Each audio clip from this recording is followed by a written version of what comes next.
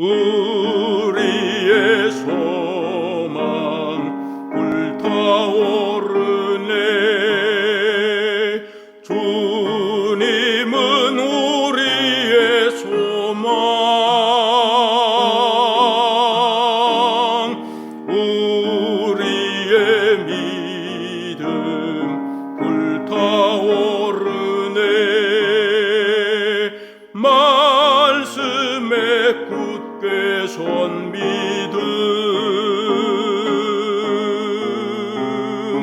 나은 때가 없으리. 주님 다시 오시리. 깨어 노래하여라. 할렐루야.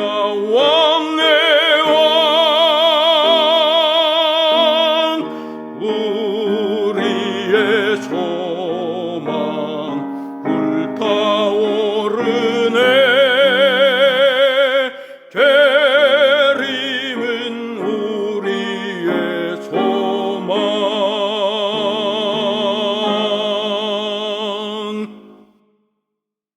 안녕하세요. 오늘은 제23장 하나님의 나라가 가까웠으니, 오늘 우리가 공부할 본문의 말씀은 마가복음 1장 14절 15절에 있는 내용입니다. 읽어드리도록 하겠습니다.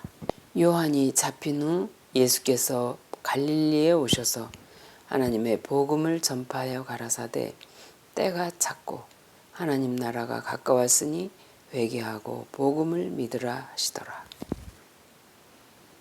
오늘의 주인공은 자기 백성에게서 배척당하시는 예수님, 그 예수님을 오늘 우리가 공부할 것인데요. 요한복음 1장 11절에 보면 자기 땅에 오매 자기 백성이 영접지 아니하였으나, 영접하는 자에게는 하나님의 자녀가 되는 권세를 주신다 그랬죠. 예수님이 자기 땅에 자기 백성에게 오셨지만 그들이 영접지 아니하므로 이제 그들을 떠나십니다. 우주를 창조하신 만국의 왕이신 그분이 죄인을 구원하기 위하여 이 땅에 오셨을 때 하나님의 백성들은 다 사단의 속임에 빠져서 눈이 어둡고 귀가 멀어서 예수님을 보지 못하고 예수님의 음성을 분별하지 못해서 그분을 배척했을 뿐 아니라 결국은 십자가에까지 끌고 갔어요. 예수님께서 때가 찼고 하는 그 때란 무엇인가? 하나님께서는 언제든지 그분이 일하실 때를 가지고 계신 것이고, 그 때에 대해서, 그 하실 일에 대해서 언제나 그 종 선지자에게 미리 말씀하시지 않고는 행하시지 않는다고 그랬어요. 그래서 우리가 지난번에도 공부했지만 예수님이 이 땅에 태어나시는 때가 있었잖아요. 갈라디아 4장 4절로 보면 때가 참에 그 때가 있었지요. 오늘 예수님이 직접 때가 찼고 하나님 나라가 가까웠으니 복음을 믿으라고 하신 이 때가 언제를 가르치고 있는가? 바로 예수님이 이 땅에 오셔서 복음을 전파하신 그 때에 대해서도 이미 하나님께서는 선지자를 통해서 예언해 주셨다는 것입니다.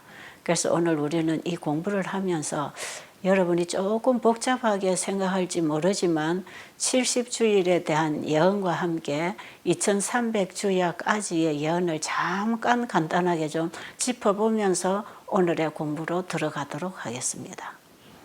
자, 여기서 예수님께서 이미 성취되었다고 하시는 그 때란 가브리엘 천사를 통해서 다니엘에게 주신 그 예언의 때인데, 바로 그 말씀이 다니엘서 9장 24절부터 계속 기록되어 있는데 이 시간에 좀 요약해서 읽어드리도록 하겠습니다.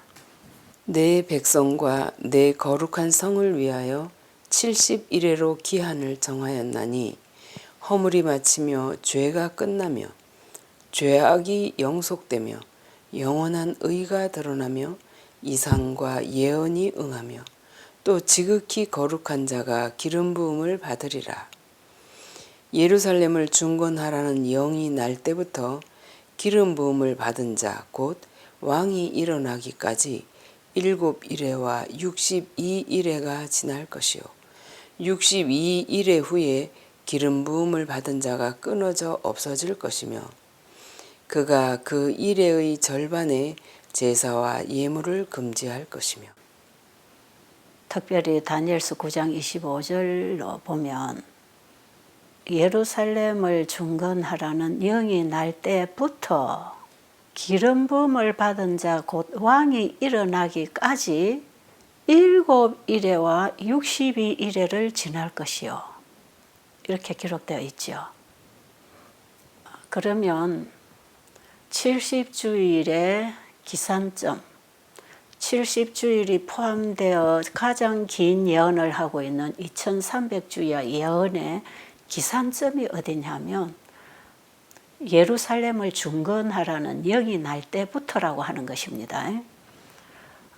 이스라엘 민족들이 바벨론의 70년 포로 생활을 마치고 이제 하나님께서 예레미야 선지자를 통해서 말씀하셨던 것처럼 그들이 다시 귀환해야 되는 때가 있었습니다. 그 때가 되었을 때에 하나님께서는 그 왕들을 통해서 하나님의 백성을 다시 자기 본국으로 돌려보내는 일을 하고 계세요. 에스라 6장 14절의 말씀을 보도록 하겠습니다. 이스라엘 하나님의 명령과 바사왕 고레스와 다리오와 아닥사스다의 조서를 쫓아 전을 건축하며 피력하되. 하나님께서는 이스라엘 민족들이 돌아와야 할 때가 되었을 때에 틀림없이 그들을 본국으로 인도하십니다. 자, 여기 지금 읽은 말씀에 보니까 이스라엘의 하나님의 명령과 보세요. 하나님이 명령하시지요. 그 다음에 바사왕 고레스와 다리오와 아닥사스다의 명을 쫓아 전을 건축하며 피력하되. 여러분, 이 한 절 말씀 속에 엄청난 사건들이 일어나고 있는 것입니다. 에스라서에는 이스라엘 민족들이 본국으로 돌아가야 될 때가 되었을 때에 그 돌아가게 하는 3번의 명령이 있었다는 것을 우리가 공부하고 있는 것입니다. 자, 첫 번째는 고레스 원년인 BC 537년에 내렸고, 두 번째는 다리오 통치 2년에 BC 520년에 내렸고요. 자, 그리고 세 번째는 오늘 우리가 공부하는 아닥사스다 제7년 BC 457년 가을에 내렸습니다. 자, 그러면 마지막으로 돌아가라고 하는 명령이 내려지면서 성전 건축을 마무리할 수 있도록 재정까지 보내준 이 왕이 아닥사스다 왕입니다. 이 3번의 명령에 대해서 여러분들이 좀 상세하게 공부하기를 원하시면 에스라 1장, 6장, 7장에 나와 있어요. 에스라 7장 12절에 있는 말씀 한 절 보겠습니다. 모든 왕의 왕 아닥사스다는 하늘의 하나님의 율법의 완전한 학사 겸 제사장 에스라에게 조서하노니 우리나라에 있는 이스라엘 백성과 저희 제사장들과 레위 사람들 중에 예루살렘으로 올라갈 뜻이 있는 자는 누구든지 너와 함께 갈지어다. 그 외에도 내 하나님의 전에 쓰일 것이 있어서 내가 드리고자 하거든 무엇이든지 왕의 내탕고에서 취하여 드릴지니라. 여러분, 지금 이 말씀을 보면서 어떤 생각을 하십니까? 하나님은 우주를 창조하신 분이고 이 지구를 창조하신 분입니다. 나를 지으신 분이에요. 온 세계가 하나님께 속했습니다. 그분이 다스리시고 그분이 지배하시고 모든 창조물은 하나님의 뜻에 의해서 살아가고 있어요. 하나님이 지금도 관리하시고 통치하십니다. 다만 이 지구에 죄인들을 사단이 지배하고 있다고 생각하시지만 하나님은 사단으로부터 구출 작업을 하고 계시고 우리 인간을 구원하시는 그분의 섭리가 구약과 신약을 통해서 분명히 드러나고 있죠. 오늘 저는 이 말씀을 보면서 하나님이 명하시니까 어떤 인간도 거기에 순종하는 것이에요. 여러분, 이 세 왕을 움직여서 하나님이 자기 백성을 구해내시는 이 광경을 좀 깊이 한번 생각해 보세요. 아닥사스다 왕의 마음을 움직이게 한 사람이 에스라지요. 언제든지 하나님은 사람을 통해서 일하시기 때문에 우리 자신이 하나님과 연결된 사람인지가 참 중요한 것입니다. 아닥사스다 왕이 에스라 선지자에게 이렇게 후하게 할 수 있었던 것은 에스라 선지자가 그 나라에서 얼마나 왕에게 충성했고 하나님을 믿는 백성으로서의 가마를 끼쳤겠습니까? 이런 이방인 왕이 하나님의 종에게 감동을 받은 것이에요. 자, 그러면 여기 70주일에 대한 예언을 조금 우리가 이해하도록 하겠습니다. 에스겔 4장 6절에는 예언상의 하루는 1년이라는 것을 우리가 배우게 되는 것입니다. 다니엘서 9장 25절에 70주일의 예언을 계산하면 아닥사스다 7년 곧 기원전 457년 가을에 예루살렘 중건령이 내린 그 때로부터 69일에 해당하는 483년을 더하면 AD 27년 가을이 됩니다. 이때에 예수님이 침례받으시고 공생애에 들어가십니다. 그때에 때가 찼다는 기별이 선포되었습니다. 70주일 중에서 일주일은 따로 계산해야 되기 때문에 69주로 계산할 때 그것이 483년이 되는 것입니다. 여기까지 이해되셨나요? 그리고 한 일해 동안에 언약을 굳게 정하겠다고 기록되어 있지요. 예수님께서 공생에 나가신 이후에 7년 동안에 유대인들에게 복음이 전해질 것인데 7년 중에 절반이 되는 3년 반은 예수님이 일하시고 남아있는 3년 반은 사도들에 의해서 전파될 것이었습니다. 자, 그리고 다니엘 9장 27절에 보면 그 일해의 절반의 제사와 예물을 금지할 것이라 그랬죠. 그래서 AD 31년 봄에 바로 그 유월절 양이 죽는 그 시간에 예수님께서 십자가에서 운명하셨습니다. 그때에 성소의 휘장이 찢어졌고 더 이상 양을 잡아 제사하는 그 제도가 폐지되는 사건이 일어났던 것이에요. 따로 떼어놓은 한 일회에 해당하는 7년은 AD 34년에 끝나는데 이때에 스데반을 돌로 쳐 죽임으로써 복음을 거부하는 그들에 대해서 최종인을 쳤습니다. 그래서 사도들은 이런 박해로 인해서 이제 이방으로 흩어지게 됐어요. 그리고 스데반의 죽음을 지켜보고 스데반의 죽음에 동참했던 이 유명한 사울은 담의 세계 경험 이후에 이방의 사도로 부름을 받고 나갔습니다.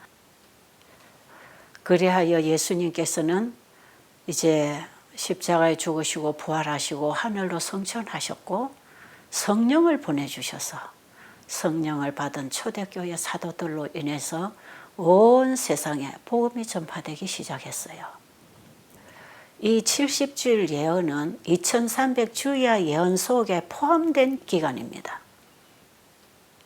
2300주야 예언의 기점이 되는 BC 457년부터 2300년이 되는 지점이 1844년입니다.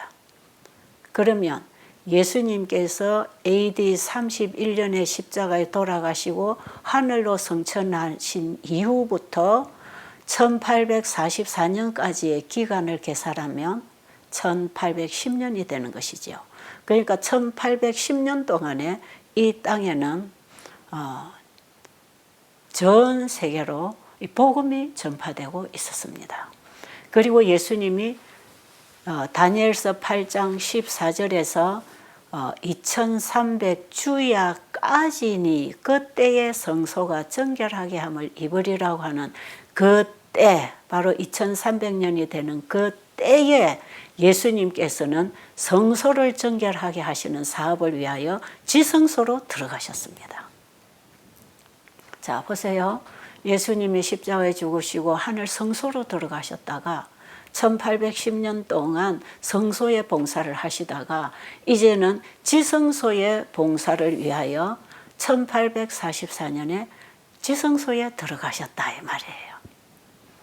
1844년이라는 이 기점이 바로 오늘 우리가 공부하는 아닥사스다 왕이 예루살렘으로 돌아가라고 하는 중건령을 내린 그때 BC 457년을 기점으로 해서 2300년이라고 하는 기점에 만난 때가 1844년이었다. 이렇게 이해를 하시면 되겠어요. 오늘 강의를 들으시는 분은 나름 이 공부를 좀 하고 계시리라고 믿고요. 또 뭐 이 공부를 그동안에 하셔서 잘 이해하고 계시는 분들도 계시리라고 생각합니다. 옛날에 우리가 이런 공부 많이 했잖아요. 자, 그런데 예수님께서 그러면 1844년에 지성소에 들어가셔서 무슨 일을 하신다고 합니까? 첫째 천사가 심판하실 시간이 이르렀으니 하는 바로 그 심판을 하러 지성소에 들어가셨어요. 예수님이 이 땅에 인성을 입고 오신 것은 범죄한 우리의 자리에 서셔서 사단과 싸워 이기시기 위해서 오셨다 그랬죠. 사탄은 이 지구를 자기의 소유라고 주장하고 있지만 주님께서는 그 사단과 싸워 이기심으로 이 지구를 도로 찾으실 것이었습니다. 이 지구를 도로 찾아서 구원받은 백성들에게 다시 돌려주시려고 예수님이 이 땅에 오셨고 예수님이 이 땅에 오셔서 사단과 피나는 전쟁을 하셨잖아요. 그러나 결국은 예수님이 승리하셨기 때문에 이제는 사단을 심판해서 그를 영원히 없애버릴 수 있는 권한을 가지고 지성소에 들어가신 것이에요. 그래서 예수님이 지성소 사업을 마치실 때는 죄와 죄를 가지고 온 사단은 영원한 멸망을 당하게 되고 그 사단으로부터 구원받은 하나님의 백성들은 영원히 살게 되는 영생에 들어가는데 그때에 이 지구를 다시 재창조해서 구원받은 백성들에게 돌려줄 것입니다. 예수님께서 하늘 지성소에 들어가신 이후에 이 땅에는 예수님이 하늘 지성소에서 하시는 그 사업을 알리는 셋째 천사의 기별이 왔지요. 셋째 천사를 통해서 보내주신 그 기별은 첫째 천사의 기별과 둘째 천사의 기별을 포함한 셋째 천사의 기별이 왔어요. 이 첫째와 둘째와 셋째 천사의 기별이 다 요한계시록 14장 6절로 12절에 기록되어 있습니다. 이것이 세 천사의 기별이라고 하는 것이지요. 자, 그러면 셋째 천사의 기별 속에는 성경 전체의 복음이 다 만나고 함축되는 기별인데, 이 기별은 완전한 복음으로서 완전한 사람을 만들어 줄 것이며, 또한 완전한 복음 사업을 마치게 하는 마지막 현대 진리입니다. 그래서 우리가 세 천사의 기별을 알아야 된다는 것이고, 이 세 천사의 기별을 하나의 복음 속에서 외치는 기별이 셋째 천사의 기별이고, 셋째 천사의 기별이 오직 예수를 믿음으로 말미암아 의롭게 된다는 영원한 복음이고, 예수를 믿음으로 말미암아 의롭게 된 백성들이 이 땅에 살아가는 모습은 하나님의 율법을 지키는 삶을 살 것인데, 그것이 죄인을 구원하고 이웃을 사랑하는 참된 의료 선교사로서 살아가는 것이다. 그래서 셋째 천사의 기별에는 항상 의료 선교가 포함되어 있다. 우리가 지난 시간에도 그 말씀을 받지 않습니까? 셋째 천사의 기별이 몸이라면 의료 선교는 몸에 붙어 있는 팔이라 그랬지요. 자, 만약에 몸에 팔이 하나 떨어지고 없다면 그 몸이 건강한 몸이겠습니까? 그 몸은 아마 사람들이 볼 때 불구라고 그러겠지요. 그러니까 반드시 의료 선교 건강 기별은 이 몸으로부터 붙어 나와야 된다. 그래서 건강 기별도 복음 기별에서 받고, 의료 선교도 그 복음이 생활에 실천되는 모습이기 때문에 이 영원한 복음, 완전한 복음을 가지고 완전한 사람으로 준비시키고 완전한 복음 사업을 마치기 위해서는 반드시 이 셋째 천사의 기별에 건강 기별, 의료 선교가 연합이 돼야 된다. 여기에 대해서 여러분이 이해를 하시기를 바라고요. 그래서 이 셋째 천사 기별의 의료 선교를 절대로 분리하지 말아라. 그리고 마지막 때에 이 셋째 천사 기별이 들어갈 수 있는 문을 여는 것이 바로 건강 기별을 가지고 봉사하는 의료 선교를 통해서 셋째 천사 기별이 온 땅에 나갈 수 있도록 하나님이 준비하셨다는 것입니다. 하나님이 계획하시고 고안하신 그 사업에 우리 인간의 방법과 생각을 한 올도 섞으면 안 된다 이 말이에요. 자, 그래서 시대소망 전체가 예수님을 믿음으로 말미암은 의로 우리가 어떻게 살아가야 되는가 하는 그 본을, 예수님이 아버지를 믿음으로 말미암는 의로 어떤 본을 보여주셨는가, 이것을 배우는 것이 우리가 이번에 사복음서의 예수님을 시대의 소망을 통해서 배우는 이유인 것입니다. 그래서 우리는 시대 소망에서 현대 기별, 즉 셋째 천사의 기별과 의료 선교가 어떻게 이해되고 경험하고 전해져야 되는지를 분명히 알면서 이 공부를 끝내야 될 것 같아요. 자, 그리고 이제 사단을 심판하고 의인의 죄를 완전히 도말해서 이제 흠도 점도 없는 하늘의 백성으로서 그분이 이제 준비시키시고 나면 예수님이 만왕의 왕이요 만주의 주로서 이 땅에 재림하실 것입니다. 예수님이 재림하실 때에는 이제 이 지구를 도로 찾으셔서 이 지구와 함께 우주를 영원히 다스리실 주인으로서 만주의 주요 만왕의 왕으로서 이 땅에 오시는데, 그때에 예수님 안에 그분과 하나된 하나님의 백성들은 예수님과 함께 영원히 우주의 왕으로서 살아갈 것이다 이 말이에요. 이스라엘 민족들이 기대했던 그 메시아는 바로 이 재림 예수를 기다리고 있었던 것이고, 예수님의 초림으로 인하여 우리를 죄로부터 구원해서 정결하게 하셔야 예수님이 다윗의 위를 이어서 왕권을 가지고 우리를 데리러 오실 텐데, 유대 민족들은 예수님의 초림을 재림 예수님으로 기다리고 있었던 게 착각이었고 그게 문제였어요. 우리는 그렇지 않습니까? 우리는 지금 예수님의 재림을 기다리는 재림 성도라고 하면서 먼저 예수 그리스도가 내 안에 개인의 구주로서 나의 죄를 속하기 위한 분으로서 그분이 내 안에 오셔서 나의 성소를 정결하게 하시는 분으로서 그분을 내 안에 영접하는 것은 거절하면서, 그분을 내 안에 영접하기 위하여 내가 복이 되고 그리스도의 고난에 참여하는 것은 거절하면서 영광 중에 나타나실 예수님만 기다리고 있지 않나요? 이스라엘의 역사를 오늘날 우리가 공부해야 될 이유는 바로 이스라엘의 역사가 오늘 우리 시대에 그대로 반복될 수 있다고 하는 것입니다. 사탄은 어느 시대에나 백성들의 눈을 감기고 마음을 어둡게 해서 하늘로부터 온 분명한 기별의 빛을 듣지 못하고 보지 못하도록 마귀의 속임에 가두어두기를 원하기 때문에 정신을 차리고 깨어야 합니다.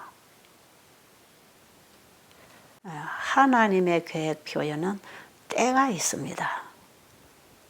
자, 갈라디아 4장 4절과 5절에 보면 때가 찼고 하나님이 그 아들을 여자에게서 나게 하시고 율법 아래 나게 하신 것은 율법 아래 있는 우리를 구원하기 위해서 그렇게 하셨다고 되어 있지요. 여기에서 말하는 이 때는 창세기 3장 15절에서 약속하신 그 때, 하나님의 아들이 여자의 후손으로 여자의 몸을 통해서 이 땅에 태어나실 아기 예수님이 오실 그 때, 그 때를 예언한 것이고 그 때에 예수님은 유대 땅 베들레헴에서 탄생하셨습니다. 예수님의 초림에 대해서 맨 처음으로 알려진 곳은 유대 땅이었습니다. 사가랴 선지자가 예루살렘에 있는 성전에서 봉사하고 있을 때 그 때에도 가브리엘 천사가 나타났지요. 그래서 그때의 메시아의 선구자로서의 스가랴의 아들이 탄생할 것을 얘기했습니다. 그리고 예수님이 유대 땅 베들레헴에서 처음 탄생한 그날에 베들레헴 언덕에서 양을 치고 있는 목자들에게 천사들이 나타나서 예수님의 탄생을 알렸습니다. 그때 와서 천사들이 뭐라고 그랬어요? 내가 온 세상에 전할 큰 기쁨의 소식을 너희에게 가지고 왔다. 오늘날 너희를 위하여 다윗의 동네에 구주가 나셨다. 최초로 알려진 이 기쁜 소식, 가장 큰 기쁜 소식은 영원한 복음 소식입니다. 이 양을 치던 목자들이 이제나 저제나 주님의 오실 때가 가까웠다는 것을 기다리고 있었어요. 왜?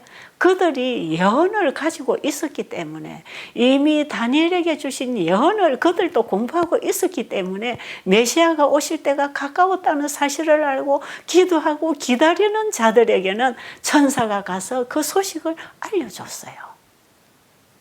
그리고 또 동방 박사들에게 천사가 나타나서 예수님의 탄생을 알려줬을 때 이 동방 박사들이 예물을 가지고 베들레헴의 구유에 누워 계신 예수님을 경배하고 그 소식을 알려줌으로써 그 유대 땅에 이 소식이 전파되기 시작했어요. 그리고 예수님의 봉헌식에 예수님을 데리고 예루살렘 성전에 갔을 때에 그 제사장은 이 아이를 알아보지 못했지만 늘 깨어서 예언을 살피면서 메시아가 오실 때가 되었다고 하는 그 때를 알고 기다리고 있던 시므온과 안나 선지자가 예수님의 출생을 알아봤지 않습니까? 그리고 예루살렘과 온 유대가 침례 요한이 외치는 그 기별을 들었지 않습니까? 그랬기 때문에 사내들인에서 파견한 대표들이 침례 요한의 집회 장소에 와서 침례 요한이 증거하는 소리를 그 자리에서 들었단 말이에요. 침례 요한이 바로 그분이 지금 우리 중에 계신다고 외쳤지 않습니까? 그리고 예수님께서는 그 유대에서 예수님의 처음 제자들을 받아들였어. 그들을 통해서 또 소문이 났지요. 그래서 예수님의 초기의 봉사활동은 대부분 유대 땅에서 하시게 됐어요. 그리고 우리가 16장에서 공부했지만 당신의 성전에서 그분이 오셔서 성전을 정결하게 하시는 그 일을 하실 때에 그분의 모습 속에서 신성이 번뜩였고 신성이 아니면 하실 수 없는 일들이 그 성전에서 일어났잖아요.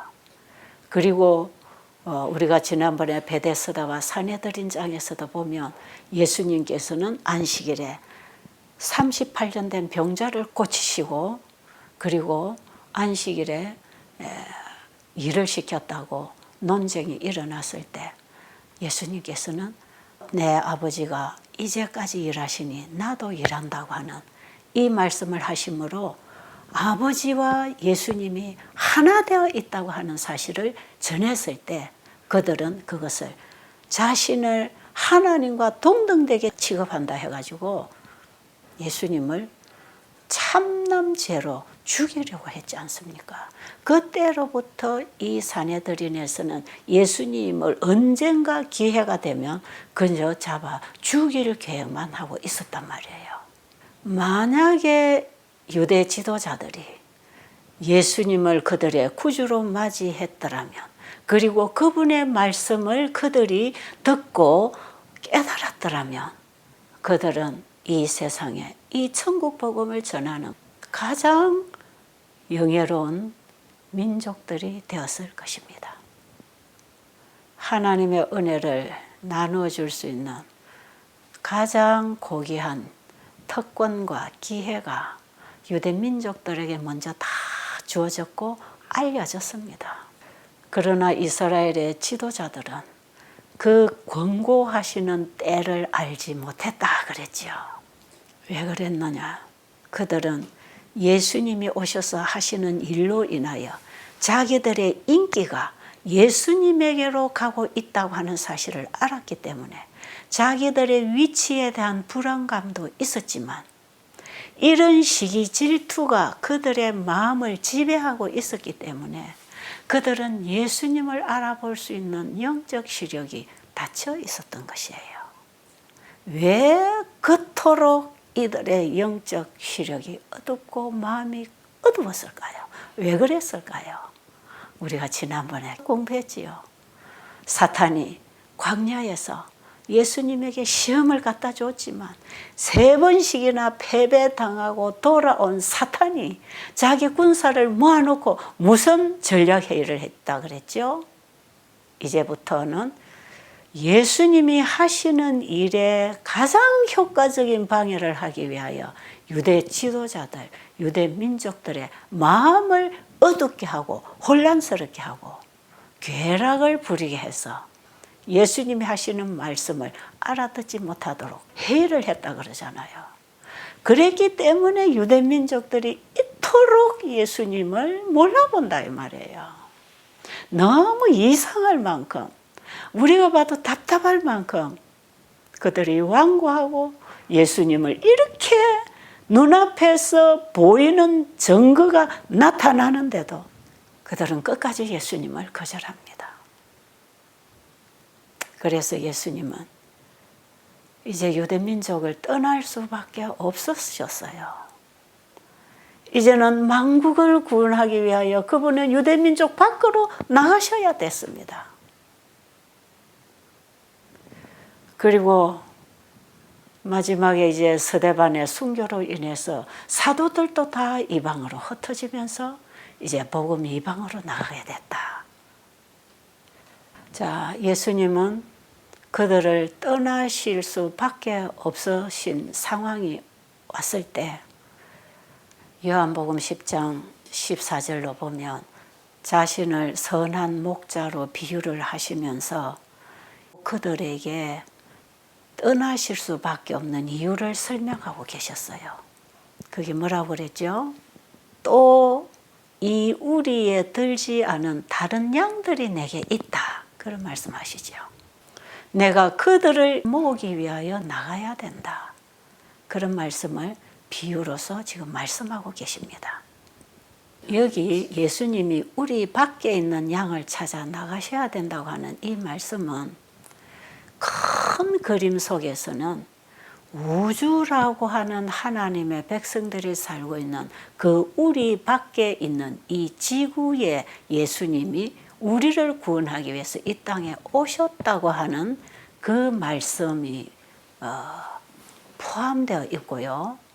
그 다음에는 오늘 우리가 공부하는 이 본문에서는 선택된 백성이라고 하는 이 유대 민족들 밖에 있는 이방인들을 우리 밖에 있는 양이라고 하시는 것이에요.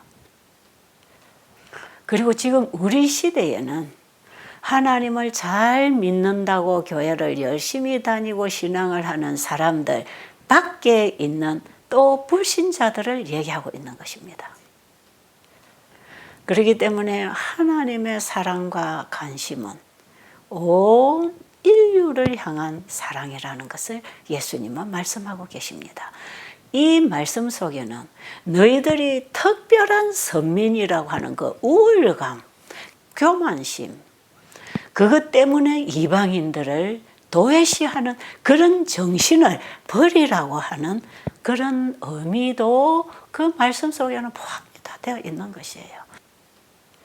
예수님이 오늘 하나의 이 선한 목자의 비유로서 우리 안에 있는 양무리와 우리 밖에 있는 양무리를 말씀하고 계시지만 마태복음 13장 전장에서는 이 천국을 우리 안에 어떻게 받아들여야 되는가 하는 이 천국 복음을 전하실 때 전체를 비유로 다 설명을 하셨어요. 예수님은 이 땅에 오셔서 천국 복음을 전하실 때에 보이지 아니하는 영원한 세계에 들어갈 수 있는 그 특권을 우리가 어떻게 누릴 수 있는가에 대해서 하나하나를 비유로 다 설명하셨어요. 보세요. 씨 뿌리는 비유, 가라지 비유, 겨자씨의 비유, 또 진주 비유, 간추인 보화의 비유.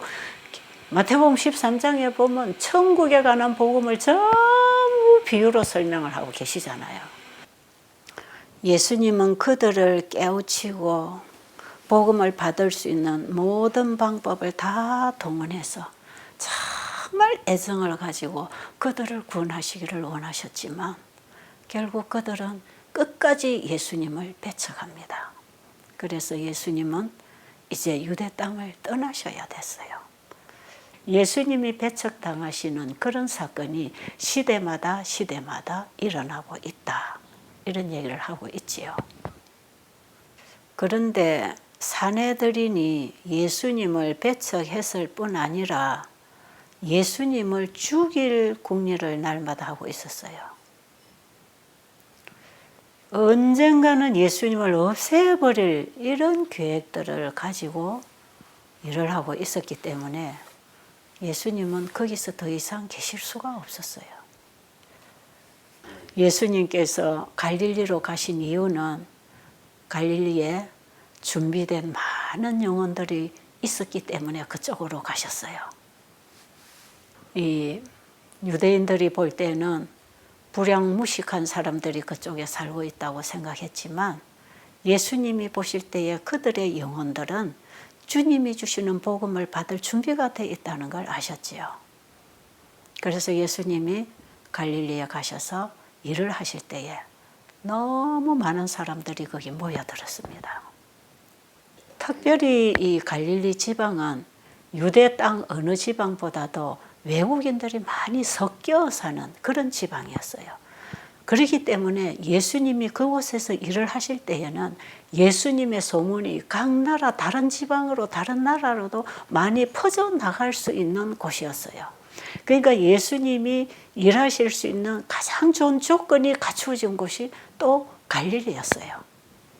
예수님이 그곳에 가셔서 일하실 때에 나타내신 그 모든 능력과 사역은 이 세상이 생겨난 이후에 어떤 곳에서도 어떤 시대에서도 볼 수 없었던 일들이 거기서 다 일어났어요. 232쪽에 보니까 하늘이 사람들에게로 내려왔다 그랬죠. 그렇습니다. 하나님이 인간 세계에 오셔서 하나님이 하실 일을 하고 계신다 이 말이에요. 이 일이 예수님이 이 땅에 오셔서 하실 일이었단 말이에요. 죽은 자를 살리고 병자를 치료하시고 문둥병을 고치시고 이 세상 의사가 절대로 고쳐줄 수 없는 병, 이 세상 인간으로서는 절대로 해결할 수 없는 죄병을 예수님은 고쳐주실 때 수많은 영혼들이 영적으로 육적으로 살아나는 놀라운 역사가 일어났다 이 말이에요. 예수님께서 때가 찼고 하나님의 나라가 가까웠다고 하는 이 기별은 요한이 전한 기별과 같은 기별이죠. 지금 예수님이 전하시는 기별이나 침례 요한이 전하는 기별 중에 천국이 가까웠다고 하는 이 나라를 유대 민족들은 이 세상 나라가 회복될 것에 대해서 알고 있었다 이 말이에요. 그러나 예수님이 이 땅에 오셔서 회복할 나라는 영적 왕국이라고 하는 것을 누누이 가르치셨습니다. 심령이 가난한 자는 복이 있나니 천국이 저희 것임이라 그랬죠. 예수님은 천국이 우리의 마음에 임하는 이 복음을 마태복음 13장에서 비유적으로 다 설명해서 가르쳐 줬다 이 말이에요. 씨 뿌리는 비유를 통해서 씨가 우리의 마음밭에 떨어질 때 하나님의 속성과 생명이 우리 마음에서 살아 작용하게 된다는 것을 가르쳐 주셨고, 천국 복음을 받아들이기 위해서는 우리가 가진 모든 소유를 다 팔아야 된다고 하는 말씀도 하셨고, 땅의 것을 포기함으로 하늘의 것을 받고 우리가 영생한다고 하는 이 천국 복음을 예수님은 누누이 가르쳐 주셨건만, 예수님께서 부활하신 이후까지도 제자들의 생각은 바꾸지지 않았어요. 예수님이 다윗의 위를 이어서 이 땅의 왕국을 세워주실 것으로 기대했다 이 말이에요. 그렇기 때문에 사도행전 1장 6절로 보면 지금 예수님이 이제 부활하셔서 40일 동안 제자들과 함께 계시다가 이제는 곧 성천하실 바로 직전에 그 제자들이 예수님에게 무슨 질문을 합니까? 주께서 이스라엘을 회복할 때가 이때니까 하고 묻잖아요. 지금 예수님은 하늘 가실 건데 제자들은 주께서 이스라엘을 회복할 때가 이때입니까 하고 묻는단 말이에요. 얼마나 엉뚱한 생각을 지금, 얼마나 예수님의 가르침에 눈물을 있고 기가 막혀 있습니까? 그때 예수님께서 너무나 안타까운 심정으로 이렇게 말씀하시지요. 때와 기한은 아버지께서 자기의 권한에 두셨으니 너희가 알 바 아니다. 이 말씀을 하시면서 너희에게 성령이 임하면 너희가 권능을 받고 예루살렘과 온 유대와 사마리아와 땅끝까지 내 증인이 될 것이다. 그리고 그분은 제자들에게 성령을 보내주실 것을 약속하시고 가셨습니다. 나중에 제자들이 성령을 받게 됐을 때 그들은 사람들을 죄로부터 구원하는 복음 전도자들이 되었다 이 말이에요.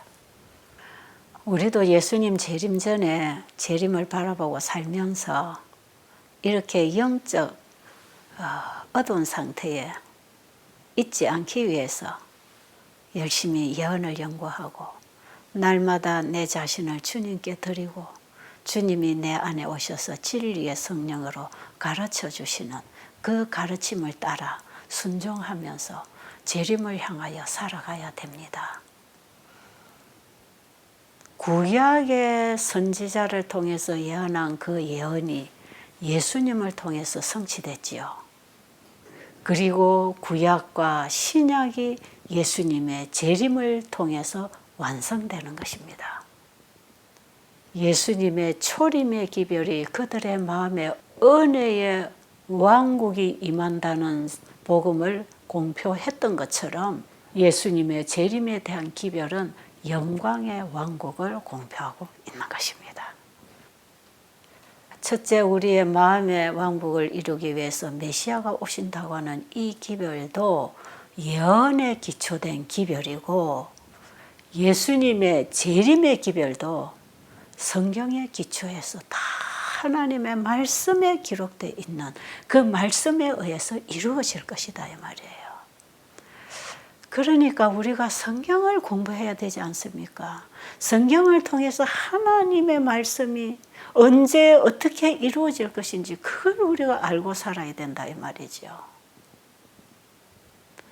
저는 이번에 이 시대소망을 통해서 예수님의 출생으로부터 오늘에 이르기까지의 이 사복음서에서 보여주시는 그 예수님과 예수님의 가르침을 공부를 하면서 제가 확신이 더 깊어졌어요. 모든 예수님에 관한 일은 성경에 다 기록이 돼 있었다는 거. 그냥 어느 날 뜬금없이 오신 분이 아니에요. 그래서 그 예수님을 이렇게 오래전부터 선지자들을 통해서 기록한 그대로 그 때에 그 일을 행하시면서 이 신약의 성경이 기록되었고, 이제 예수님이 하늘로 가신 이후에 남아있는 그분의 가르침에 따라 우리가 준비가 될 때에 예수님의 재림을 맞이해서 우리는 분명히 하늘에 들어가 살 사람들이란 말이에요. 우리가 이 땅에 이대로 그냥 살면서 막연하게 교회만 다니고 예수님을 이름만 부르고 살 이런 사람들이 아니에요. 너무나 분명한 복음이 이 땅에 왔습니다. 너무나 확실하잖아요. 예수님이 이 땅에 오시면서 구약의 성경을 성취시키신 분이단 말이에요. 그리고 예수님이 하늘로 가시면서 다시 재림하실 것이라고 약속하고 가셨잖아요. 우리는 지금 이제 예수님의 재림을 기다리는 재림 성도란 말이에요. 그러면 재림을 맞이하기 위해서 우리가 어떻게 준비해야 되는가? 무슨 일을 해야 되고 무슨 복음을 이 땅에 전해야 되는지 그걸 우리가 알아야 되지 않겠습니까?